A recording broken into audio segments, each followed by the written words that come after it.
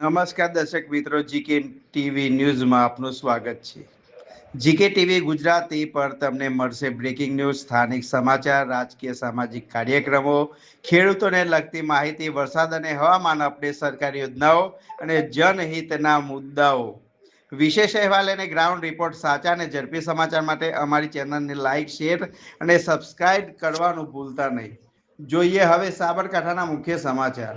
સાબરકાંઠાના હિંમતનગરમાં મોદી શાસનના 12 વર્ષ નિમિત્તે વિકસિત ભારત સંકલ્પ સંમેલન અંતર્ગત પ્રાકૃતિક કૃષિ પરિસંવાદ અને પ્રદર્શન યોજાયું હતું, જેમાં સાબરકાંઠા લોકસભા સાંસદ સહિત પૂર્વ રાજ્યસભા સાંસદ અને સાબરકાંઠા જિલ્લા પંચાયત પ્રમુખ સહિત ધારાસભ્ય હાજર રહ્યા હતા. તેમજ આવનારા સમયમાં પ્રાકૃતિક કૃષિ અને તંત્ર દ્વારા પાયારૂપ સુવિધા આપી આવનાર સમયમાં માનવ જીવન માટે પ્રાકૃતિક કૃષિ અપનાવવા હાજર રહેલા તમામ સૌએ હાકલ કરી હતી.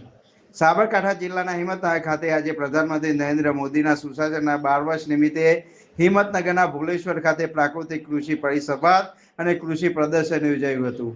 આ પ્રાકૃતિક કૃષિ પરિસંવાદ અને પ્રદર્શનમાં પ્રાકૃતિક ખેતી કરનારા ખેડૂતો અને શાકભાજી સહિત ઉત્પાદન કરનારા ખેડૂતોના 30થી વધુ સ્ટોલ ઊભા કરવામાં આવ્યા હતા, જેના પગલે સાબરકાંઠા જિલ્લા લોકસભા સાંસદ સહિત પૂર્વ રાજ્યસભા સાંસદ, સાબરકાંઠા જિલ્લા પંચાયત પ્રમુખ સહિત ગુજરાત વિધાનસભાના પૂર્વ અધ્યક્ષ તેમજ ઈડર અને હિંમતનગર ધારાસભ્ય હાજર રહ્યા હતા.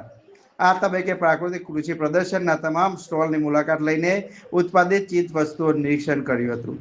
ત્યારબાદ પ્રાકૃતિક કૃષિ પરિસંવાદને દીપ પ્રાગટ્ય કરી ખુલ્લો મૂકવામાં આવ્યો હતો, જેમાં પ્રાકૃતિક ખેતી માટે સરકાર દ્વારા ચાલતી યોજનાઓની માહિતી આપવામાં આવી. સાથોસાથ આવનારા સમયમાં જીવવા માટે પ્રાકૃતિક કૃષિ એકમાત્ર ઉકેલ હોવાનું જણાવ્યું હતું. તેમજ વધતી જતી રાસાયણિક દવા ખાતરના પગલે ઉત્પાદિત થતી દેશના યશસ્વી વડાપ્રધાન શ્રી નરેન્દ્રભાઈ મોદી સાહેબની 12 વર્ષ વિકાસના જે પૂર્ણ થયા છે તે અંતર્ગત દેશભરમાં અલગ અલગ રાજ્યોમાં અલગ અલગ કાર્યક્રમોનું જે પ્રોત્સાહન થઈ રહ્યું છે અને સાથે આજે અમારી જિલ્લામાં સાબરકાંઠા જિલ્લામાં પ્રાકૃતિક પરિસંવાદમાં જે ખેડૂતોને પ્રાકૃતિક ખેતી આધારિત અને ગાય આધારિત જીવામૃત બનાવીને ખેતી કરવા માટે જે પ્રોત્સાહન કર્યા છે અને સાબરકાંઠા જિલ્લામાંથી બધા જ અધિકારીશ્રીઓ, સાંસદ બહેનોશ્રીઓ અને ધારાસભ્યશ્રીઓ બધા હાજર રહી અને બહુ સારું એવું ખેતી માટેની માહિતી પૂર્ણ કરી છે.